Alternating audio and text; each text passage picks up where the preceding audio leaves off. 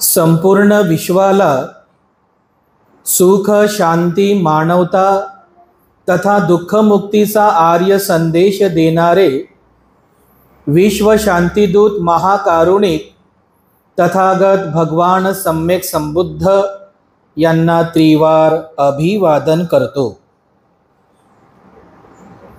तथागतांनी समग्र मानवजातीच्या दुःखमुक्तीसाठी उपदेशिलेला महान सद्धम्म अर्थात बौद्ध धम्म तथा या सद्धम्माचा अविरतपणे प्रचार आणि प्रसार करणारा तथागतांद्वारा स्थापित सदा पूजनीय भिक्खू संघ, या पूजनीय भिक्खू संघाला त्रिवार अभिवादन करतो। ज्यांच्या अथांग अमर्याद त्याग प्रभावामुळे या भारतभूमीला बुद्धभूमीचे रूप पुन्हा एकदा प्राप्त झालं, असे बौद्ध धम्माचे पुनरुद्धारक, तुम्हा आम्हा सर्वांचे उद्धार करते प्रज्ञा सूर्य बोधिसत्व डॉक्टर बाबासाहेब आंबेडकर यांच्या समग्र धम्मक्रांतीमध्ये जीवनाच्या शेवटच्या श्वासापर्यंत समर्पित राहून आजच्या या मंगलमय प्रसंगी या ठिकाणी उपस्थित आपण सर्व धम्म उपासक, धम्म उपासिका, आपल्या सर्वांप्रती मी सर्वप्रथम अनंत मंगलकामना, मंगल आशीष अर्पण करतो आणि आजच्या या वर्षावासकालीन धम्मदेसनेला सुरुवात करतो। उपस्थितांनो, वर्षावासामधील प्रवचन मालिकेला आपण सुरुवात केलेली आहे।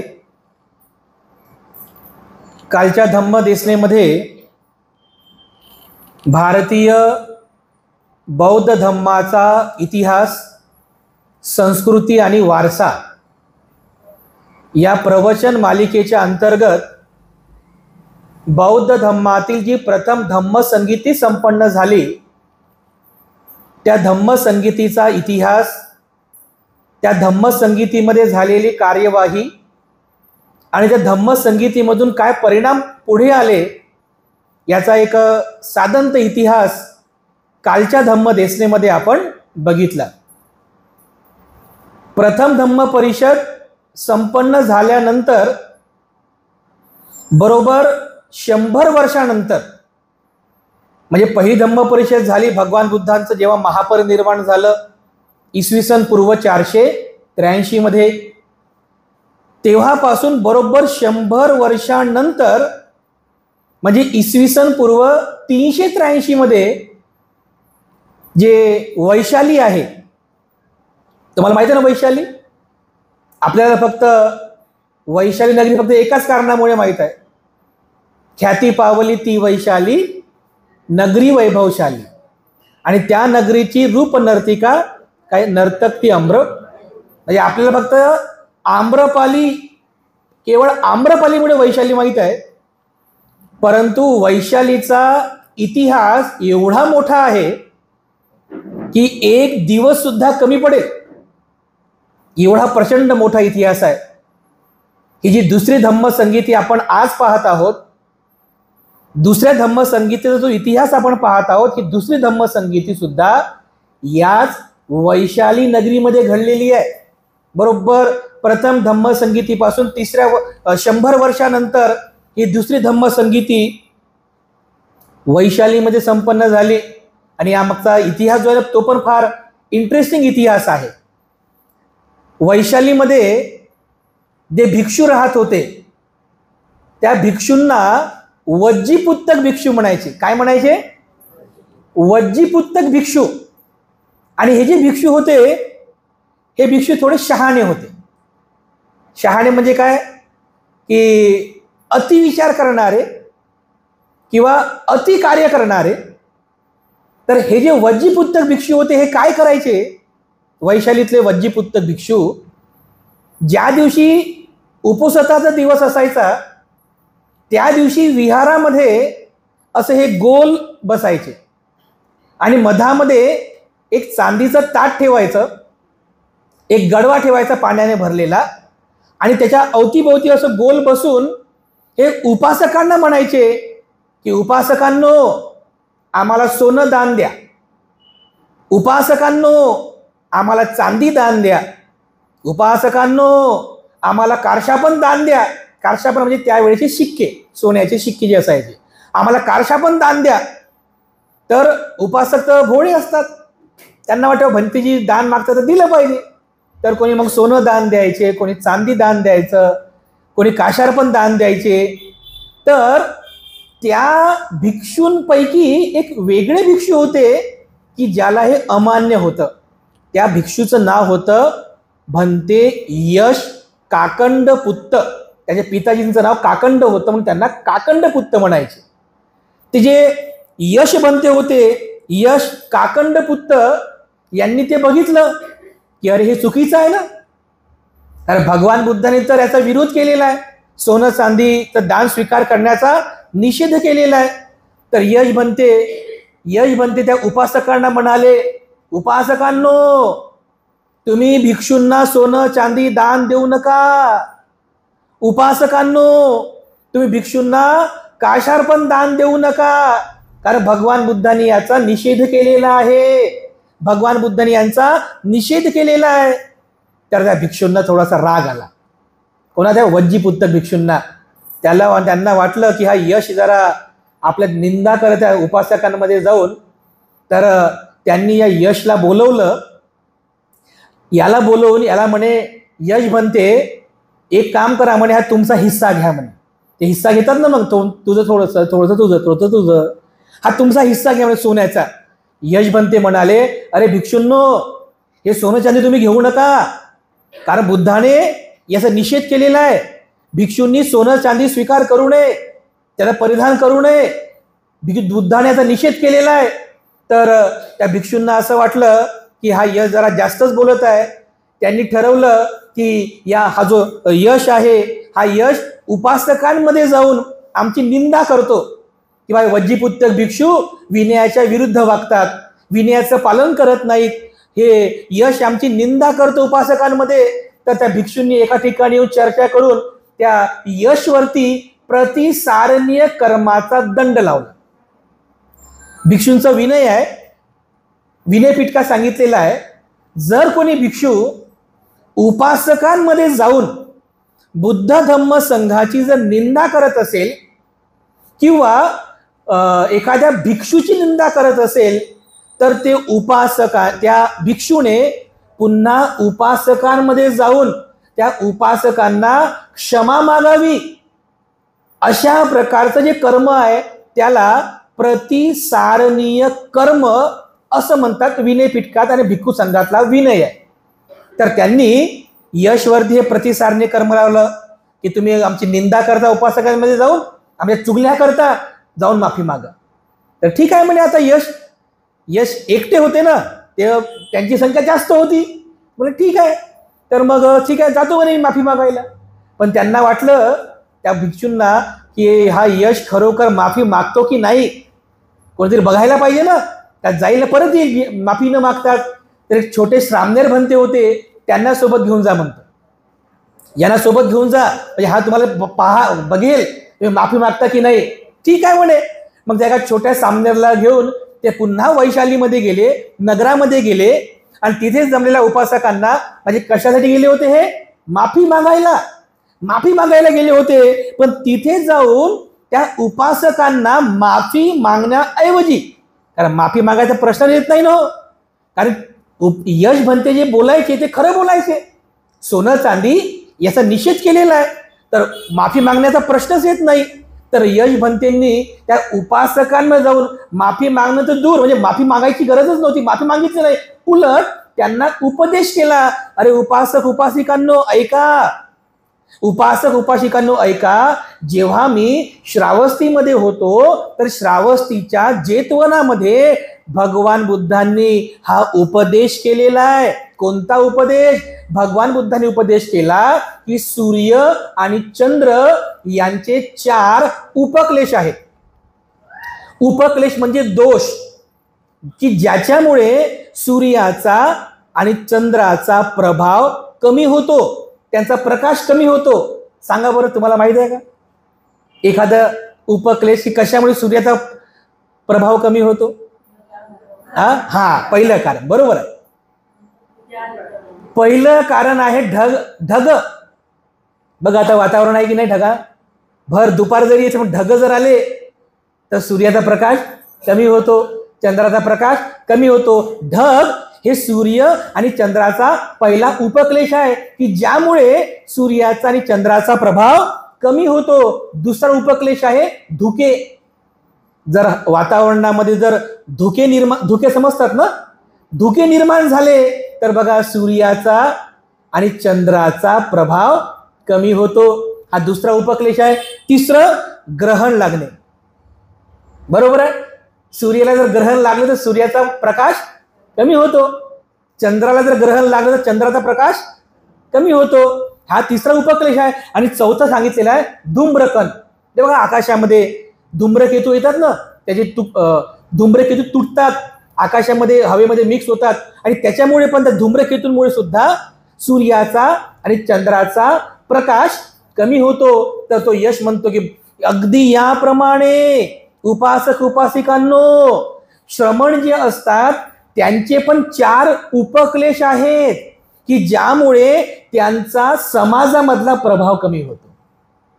श्रमणांचे पण 4 उपक्लेश बुद्धाने सांगितले की ज्यामुळे त्या श्रमणांचा किंवा एखाद्या उपासकांचा किंवा उपासिकेंचा सुद्धा समाजामध्ये प्रभाव कमी होतो. कोणते ते उपक्लेश आहे? पहिला उपक्लेश आहे सुरापान, म्हणजे नशा करणे. बघा जर कोणी नशा करत असेल ना, कोणी जर दारू पित असेल, नशा करत असेल तर त्याचा प्रभाव राहतो का समाजामध्ये? समाजामध्ये राहू द्या, घरात पण त्यानं कोणी ऐकत नाही. ऐकते का कोणी? त्याचा प्रभाव कमी होतो ना, त्याच्या बोलण्यामध्ये विश्वास राहत नाही कोणाचा, कोणी टच ठेवत नाही. नाही म्हणते अरे हे बेवडा आहे म्हणतात की नाही, हे दारुडे आहे म्हणतात, याच्या बोलण्यात काही अर्थ नाही, बोलते करते काही गरज नाही म्हणते याची. म्हणजे नशापान करणे, सुरापान हे श्रमणांचा पहिला उपक्लेश आहे की ज्यामुळे त्यांचा समाजातला प्रभाव कमी होतो. दुसरं मैथुन धर्म. जर कोणी व्यभिचार करत असेल, जर कोणी अनाचार व्यभिचार करत असेल तर बघा त्याचा पण प्रभाव समाजामध्ये कमी होतो. तिसरा उपक्लेश आहे जात रूप, म्हणजे सोनं चांदी. जर कोणी श्रमण, एखादा त्यागी भिक्षू जर सोनं चांदी स्वीकार करत असेल किंवा अंगावरती परिधान करत असेल तरी पण बघा त्याचा प्रभाव कमी होतो. एखादा जर समजा महाराज येऊ द्या बरं तुमच्या वस्तीमध्ये, त्याच्या अंगाचं सगळं सोनं चांदी असेल, आपण काय म्हणतो? अरे हे बघा ना महाराज भगवी असं धारण करतो, अंगाचं सोनं आहे, अंगठ्या आहेत म्हणतो की नाही आपण. म्हणजे काय की त्यागी जो आहे श्रमण, त्याचा तिसरा उपक्लेश आहे की ज्यामुळे त्याचा प्रभाव समाजामध्ये कमी होतो. जातरूप. आणि चौथं सांगितलेलं आहे मिथ्या आजीविका, म्हणजे चुकीच्या मार्गाने जीवन जगणे, चुकीच्या मार्गाने पैसा कमवणे, चुकीच्या मार्गाने जीवन जगणे, मिथ्या आजीविका. सम्यक आजीविका नाही, मिथ्या आजीविका असेल तर तेव्हाही त्याचा प्रभाव समाजामध्ये कमी होतो. तर अशा प्रकारे बघा त्यांनी, त्या यशभंतेंनी बुद्धाचा हा उपदेश त्या लोकांना सांगितला. तर लोकांना असं वाटलं की अरे हो खरंच आहे, हा बुद्धाचा उपदेश आहे, यशभंते हेच खरे भंते आहेत. आणि जे वज्जीपुत्तक भिक्षू आहेत ना ते खरे नाही, ते खोटे भिक्षू. ते खोटे भिक्षू आहेत, कारण ते सोनं चांदी घेतात ना, ते खोटे भिक्षू.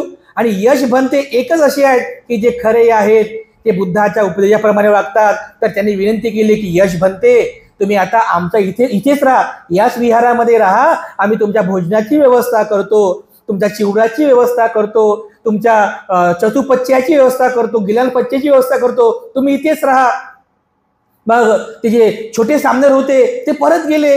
तिथे वज्जीपुत्तक भिक्षू त्या सामनेरला विचारतात की का रे तू सोबत गेला होता यशभंते सोबत, तर यशने माफी मागितली का?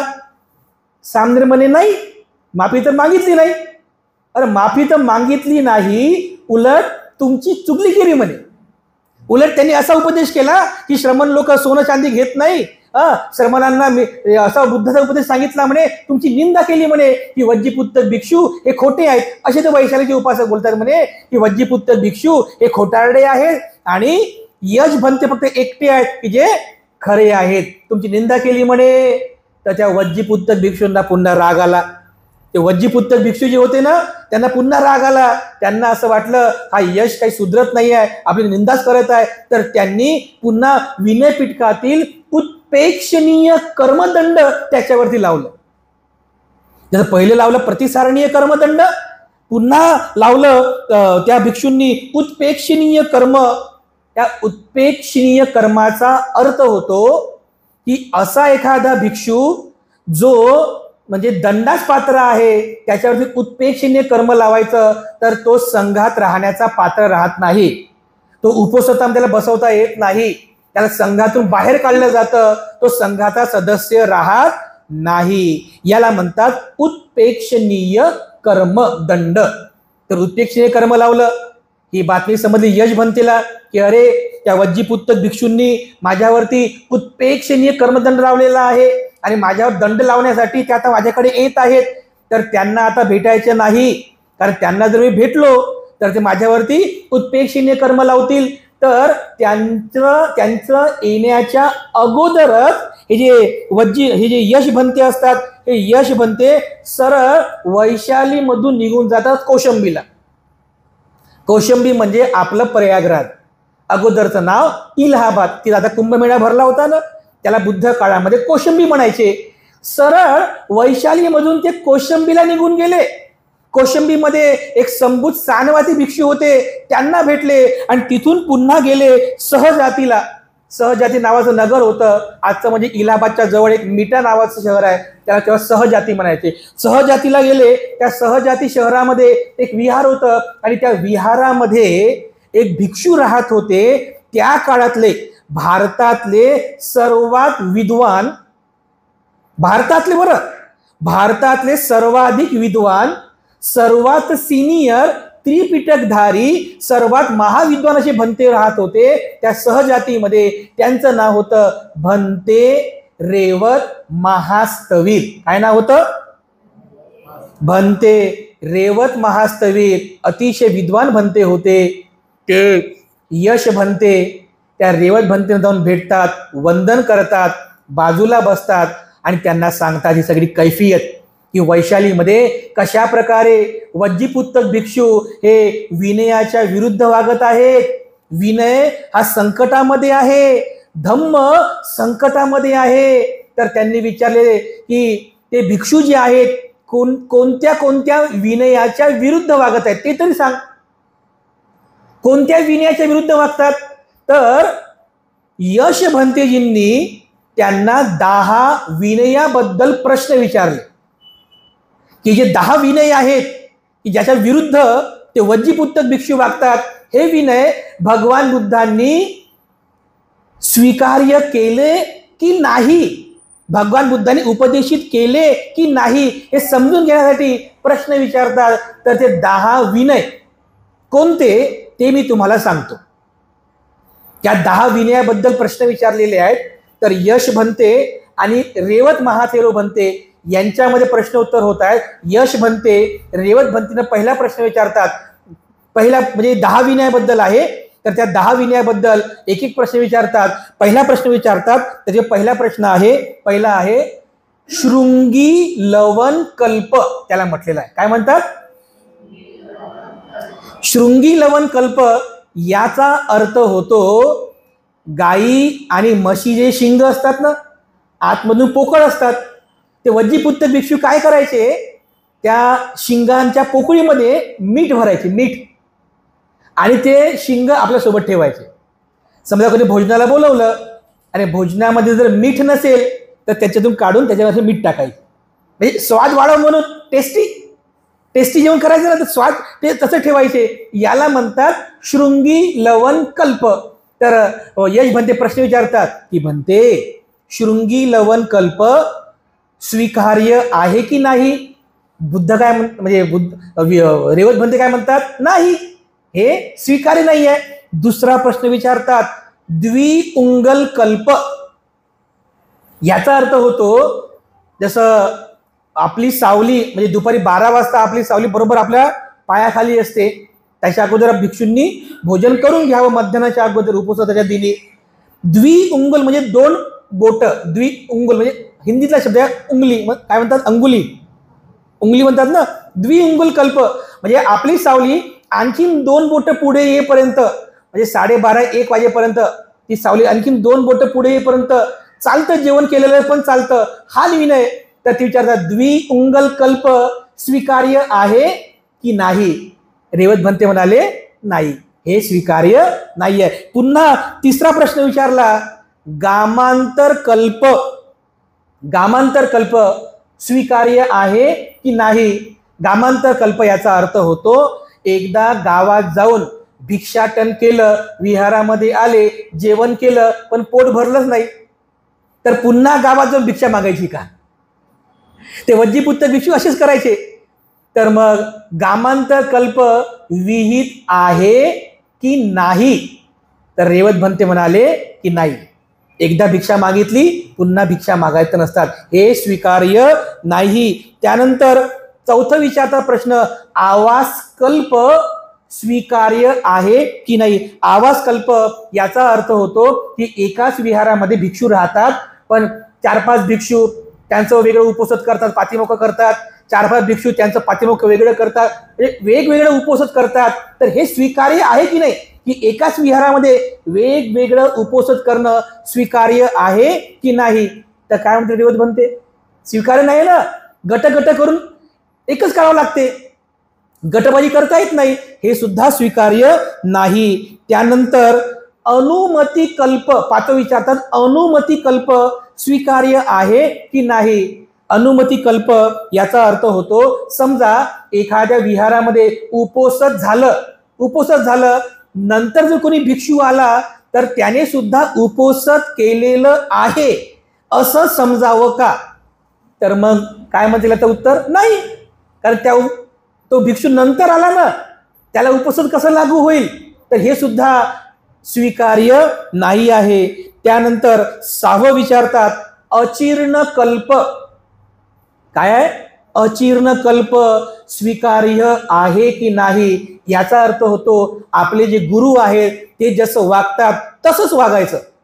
तर मग रेवत भंते म्हणाले की जर गुरु चांगला वागत असेल तर स्वीकार्य आहे, आणि जर तो गुरु चुकीचा वागत असेल तर मग स्वीकार्य नाही आहे. म्हणजे चांगला असेल तर स्वीकार्य, आणि जर चुकीचं असेल तर स्वीकार्य नाही. त्यानंतर 7वा प्रश्न विचारला, अमथित कल्प स्वीकार्य आहे की नाही. अमथित कल्प याचा अर्थ होतो, म्हणजे जसं दुधापासून दही बनवतात ना, तर असा पदार्थ की जो आता परिपूर्णपणे दूध पण राहिलेलं नाही आणि परिपूर्णपणे दही पण झालं नाही, मधलं, त्याला काय म्हणतो आपण, ताक म्हणतो तुम्ही, ताक बनते त्याचं, दुधापासून ताक बनते आणि ताकापासून नंतर मग दही बनते ना, बरोबर आहे.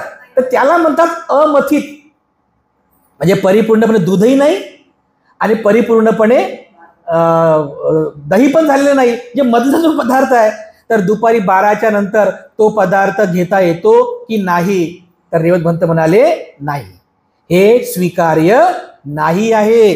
त्यानंतर पुन्हा 8वा प्रश्न विचारला, जलोगी पान कल्प स्वीकार्य आहे की नाही. जलोगी पान याचा अर्थ होतो की विशेषतः दारू बनविण्यासाठी ज्या फळांचा रस काढलेला आहे तो रस स्वीकार करायचा की नाही. पुन्हा म्हणतात की हे सुद्धा स्वीकार्य नाही आहे, कारण जे दारू बनवण्यासाठी जो फळांचा रस काढलेला आहे तो आपण स्वीकार करू शकत नाही, तो बिलकुल स्वीकार करता पण येत नाही, हे सुद्धा स्वीकार्य नाही आहे. त्यानंतर 9वा प्रश्न विचारतात, अदशक निदशन स्वीकार्य आहे की नाही. याचा अर्थ होतो बिना किनारीचं आसन. तर हे बघा, हे आसन आहे की नाही, हे साईडने कसं शिवलेलं आहे, म्हणजे शिवलेलं म्हणजे त्याचे धागे आता निघणार नाही, बरोबर आहे. पण वज्जीपुत्र भिक्षू काय करायचे की त्या आसना मस्त शिवायचे, म्हणजे जेणेकरून त्याचे धागे निघत नव्हते, म्हणजे खूप दिवसांपर्यंत ते आसन टिकायचं.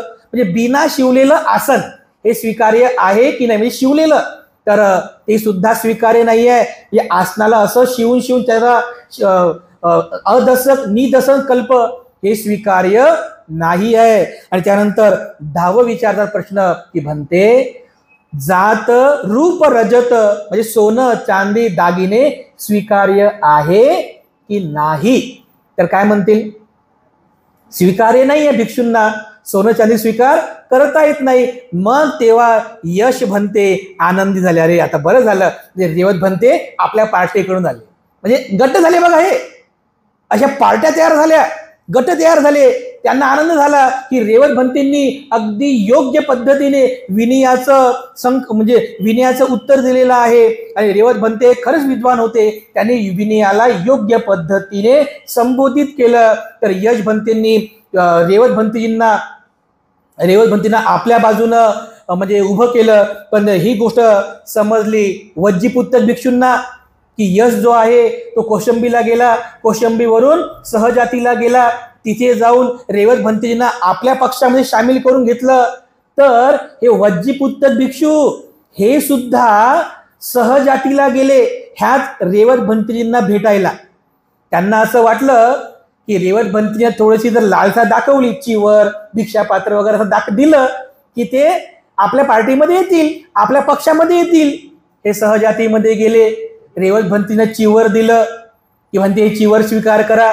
सुंदर भिक्षापात्र होतं, ते भिक्षापात्र पण दिलं, ते भिक्षापात्र स्वीकार करा.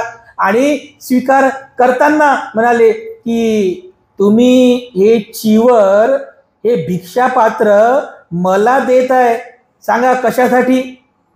रेवत भन्ते हुशार होते ना, कशासाठी सांगा? ते वज्जीपुत्तक भिक्षू म्हणाले की भन्ते हे यासाठी आहे, फक्त तुम्हाला एवढंच म्हणायचं आहे की वज्जीपुत्तक भिक्षू हे चांगले आहेत, खरे आहेत, आणि ते यश भन्ते जे आहे ते खोटारडे आहे. समजलं? वज्जीपुत्तक भिक्षू हे चांगले आहेत आणि यश जे आहे हे खोटे आहेत, एवढंच तुम्ही बोला. रेवत भन्तेंना राग आला, कारण यश भन्ते खरे विनयधर होते ना. उठा म्हणे इथून, चला निघा, तुम्ही विनयाच्या विरुद्ध वागत आहात आणि मला सुद्धा विनयाच्या विरुद्ध वागण्यासाठी तुम्ही तयार करत आहात. हे चिवराची लालसा देऊन, तुम्ही हे भिक्षापात्र देऊन मी असं वागू शकत नाही, तुम्ही इथून निघून जा. त्यांना राग आला. रागाच्या भरात त्यांना तिथून काढलं. पण त्यांना प्रश्न पडला रेवत भन्तेजींना की बघा हे वज्जीपुत्तक भिक्षू जे आहेत, हे वज्जीपुत्तक भिक्षू विनयाच्या विरुद्ध वागतात, स्वतःही विनयाच्या विरुद्ध वागतात आणि मला सुद्धा विनयाच्या विरुद्ध वागण्यासाठी प्रवृत्त करतात. हे योग्य नाही आहे. विनय धोक्यामध्ये आहे, धम्म संकटामध्ये आहे आणि धम्माचं विनयाचं रक्षण झालं पाहिजे. बरोबर आहे की नाही? कारण एवढ्या परिश्रमातून भगवान बुद्धांनी हा विनय तयार केला, हा धम्म स्थापन केला. हा विनय आणि धम्म संकटामध्ये आहे. अरे ह्या विनयाचं आणि धम्माचं रक्षण झालं पाहिजे. म्हणून ते असा विचार करतात की हिचं म्हणजे हा जो वाद जिथे निर्माण झाला त्याच वैशालीमध्ये जाऊन या सगळ्या भिक्षूंना एका ठिकाणी बसवायचं आणि त्या सर्वांना घेऊन या विनयाचा, या वादाचा निपटारा करायचा. म्हणून रेवत भन्ते त्या सहजातीवरून पुन्हा वैशालीला येतात. त्या वैशालीमध्ये वालुकाराम नावाचं विहार आहे. म्हणजे त्यावेळेस होतं, आता नाही आहे कारण ते भग्न झालं. वालुकाराम विहार, आणि त्या विहारामध्ये त्या काळातले भारतातले सर्वात सिनियर भन्तेजी राहत होते आणि त्यांचं नाव होतं भन्ते सब्बगामी. काय नाव होतं? भन्ते सब्बगामी. त्यांचं वय होतं 120 वर्षांचं. आणि असं साहित्यात सांगितलेलं आहे की जे भन्ते आनंद होते ना, भन्ते आनंदाचे हे शिष्य होते. भन्ते आनंदाचे शिष्य होते. हे एक वय 120 वर्ष आणि सर्वात सिनियर होते, सर्वात विद्वान आणि त्रिपिटकाचार्य होते, महापंडित होते. तर रेवत भन्ते त्या बालुकारामध्ये जाऊन त्या सब्बगामी भन्तेजींना भेटतात आणि त्यांना विचारतात की भन्ते याच वैशालीमधील वज्जीपुत्तक भिक्षूंनी अशा प्रकारे विनयाच्या विरुद्ध वागतात, तर हे विनयाबद्दल वाद निर्माण झालेला आहे. सब्बगामी भन्ते म्हणाले कोणते कोणते विनय? तर मग पुन्हा तेच कोणते शृंगी लेवल कल्प विहित आहे की नाही, पुन्हा त्यांना विचारतात. द्विइंगुल कल्प विहित आहे की नाही, त्यानंतर गामांतर कल्प विहित आहे की नाही, आवास कल्प विहित आहे की नाही, अनुमती कल्प विहित आहे की नाही, अचीर्ण कल्प विहित आहे की नाही, अमथित कल्प विहित आहे की नाही, की अदशक निदशक कल्प विहित आहे की नाही, जलोगीपान कल्प विहित आहे की नाही, आणि जात रूप रजत सोनं चांदी ग्रहण करणे विहित आहे की नाही. सेम तेच 10 प्रश्न जे यशने विचारले होते तेच प्रश्न सब्बग आणि भंतेजींना विचारतात. तर सब्बग आणि भंतेने सुद्धा एकदम सेम टू सेम उत्तर दिली जी रेवत भंतेने दिली होती, की याच्यातले फक्त 6वा जो विनय आहे कोणता, अचीर्ण कल्प, की जसा गुरु वागेल तर चांगला वागेल तर आपण त्याप्रमाणे वागावं, आणि चुकीचा वागला तर त्याच्याप्रमाणे वागू नये. बाकी सगळे जे विनय आहेत ते विनय स्वीकार्य नाहीत असंच त्यांनी उत्तर दिलं. आणि मग हा वादाचा जो निपटारा आहे हा करण्यासाठी या वज्जीपुत्र भिक्षूंना, यश भंतेंना, या सर्वांना बोलवलं पाहिजे, म्हणून त्यांनी आदेश दिला की भिक्खू संघाने विहारामध्ये एकत्रित व्हावं. अशा प्रकारे ते वज्जीपुत्र भिक्षू आणि त्यानंतर ते यश भंते आणि त्यांच्या सोबतचे भंते हे सगळे त्या वालुकाराम विहारामध्ये एकत्रित झाले. या सर्व भिक्षूंच्या उपस्थितीमध्ये या 10 विनयाच्या म्हणजे जो वाद होता त्या वादाचा निपटारा करण्यासाठी त्या ठिकाणी भंते सब्बगामी यांच्या उपस्थितीत आणि अध्यक्षतेमध्ये जे संगायन झालं त्यालाच म्हणतात बौद्ध धम्मातील दुसरी धम्म संगीती. समजलं? दुसरी धम्म संगीती. आणि या धम्म संगीतीमध्ये एका बाजूला वज्जीपुत्र भिक्षू बसले होते आणि एका बाजूला यश भंते त्यांच्या सोबतचे सगळे भंते बसले होते. त्या सर्वांच्या समक्ष पुन्हा रेवत भंतेजी तेच त्या 10 विनयांबद्दल सब्बग आणि भंतेजींना विचारतात. एक विनय विचारतात, त्या विनयाची उत्तरं सब्बग आणि भंते देतात.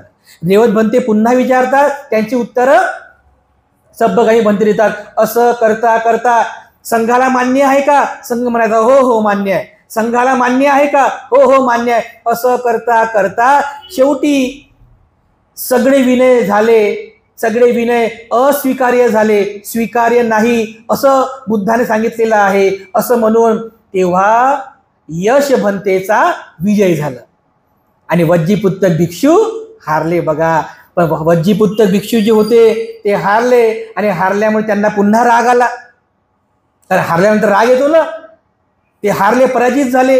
यश भंते हे जिंकले, त्यांचा विजय झाला. आणि अशा पद्धतीने भंते सब्बगामी यांच्या अध्यक्षतेखाली त्या वज्जीपुत्र भिक्षूंच्या विनयाच्या विरुद्ध वागण्याच्या, त्या विरुद्ध आचरण्याच्या बद्दल सर्व काही त्यांनी म्हणजे वादाचा जो काय तो सगळा निपटारा केला. आणि अशा पद्धतीने बौद्ध धम्मातील ही दुसरी धम्मसंगीती संपन्न झाली. बघा, त्यावेळेस राजा कालाशोक होता की ज्याच्या कारकिर्दीमध्ये ही धम्म परिषद, ही धम्मसंगीती संपन्न झाली.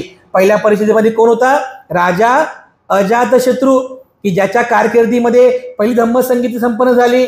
आणि या दुसऱ्या धम्मसंगीतीच्या वेळेस राजा होता कालाशोक. राजा कालाशोक होता तो अजातशत्रूच्या चेन मधला होता. अजातशत्रूचा मुलगा होता बघा बिंबिसाराचा मुलगा अजातशत्रू. अजातशत्रूने बिंबिसार म्हणजे बापाची हत्या केली आणि तो राजा झाला. यांच्या परिवाराला म्हणजे श्रापच दिला होता की याच्या परिवारामध्ये सगळे पितृवधकच जन्मास येतील. सगळे पितृवध म्हणजे बापाची हत्या करणारे जन्मास येतील. तर बिंबिसाराची हत्या अजातशत्रूने केली, राजा झाला. अजातशत्रूची हत्या त्याच्या मुलानं उदयीन त्यानं केली, तो उदयीन राजा झाला. उदयीनची हत्या त्याचा मुलगा अनिरुद्धने केली, अनिरुद्ध राजा झाला. अनिरुद्धाची हत्या मुंडक त्याच्या मुलाने केली आणि मुंडक राजा झाला. आणि मुंडकची हत्या त्याच्या मुलानं म्हणजे नागदासने केली, नागदास राजा झाला. शेवटी या नागदासला सुद्धा याची हत्या करावी लागली. आणि दुसऱ्या पिढीतला म्हणजे दुसऱ्या वंशातला राजा कालाशोक हा राजा झाला, पण तो बौद्ध धम्माचा होता. त्याच्या कारकिर्दीमध्ये ही दुसरी धम्मसंगीती संपन्न झाली. आणि अशा पद्धतीने बौद्ध धम्माच्या दुसऱ्या धम्मसंगीतीमध्ये एकूण 700 भिक्षू उपस्थित होते या धम्मसंगीतीमध्ये. किती? 700 भिक्षूंच्या उपस्थितीमध्ये ही धम्मसंगीती संपन्न झाली. आणि जशी पहिली धम्मसंगीती ही 7 महिन्यांपर्यंत चालली, तशाच प्रकारे ही दुसरी धम्मसंगीती 8 महिन्यांपर्यंत चालली बघा. 8 महिन्यांपर्यंत. आणि या 8 महिन्यांपर्यंत या सगळ्या धम्माचं आणि विनयाबद्दल चर्चा झाली, त्याचं रक्षण झालं, त्याचं संगायन झालं. आणि अशा पद्धतीने इतिहासामध्ये अत्यंत महत्वपूर्ण ही दुसरी धम्मसंगीती संपन्न झाली. हे जे वज्जीपुत्र भिक्षू होते, हे वज्जीपुत्र भिक्षू वेगळे झाले. यशवंतेचा एक गट तयार झाला, वज्जीपुत्र भिक्षूंचा एक गट तयार झाला. वज्जीपुत्र भिक्षू स्वतःला महान समजायचे की आम्ही महान आहोत, आम्ही महान आहोत. म्हणून महान म्हणता म्हणता त्यांना महायान म्हणू लागले, महायान, महासांघिक म्हणू लागले. आणि जे भिक्षू यश सोबत होते, जे बुद्धाच्या मूळ तत्वाला जाणणारे होते, त्यांना ते हीन म्हणायचे. तुम्ही हीन, तुम्ही खालच्या दर्जाचे, तुम्ही हीन. तर त्यांना हीनयान म्हणू लागले. त्यांना थेरवाद म्हणायचे, त्यांना स्थविरवाद म्हणायचे. म्हणजे अशा प्रकारे वैशालीच्या दुसऱ्या धम्मसंगीतीमुळं भिक्षू संघामध्ये असे 2 गट पडले. पहिला गट कोणता तयार झाला? महासांघिक किंवा महायान. आणि दुसरा गट कोणता तयार झाला?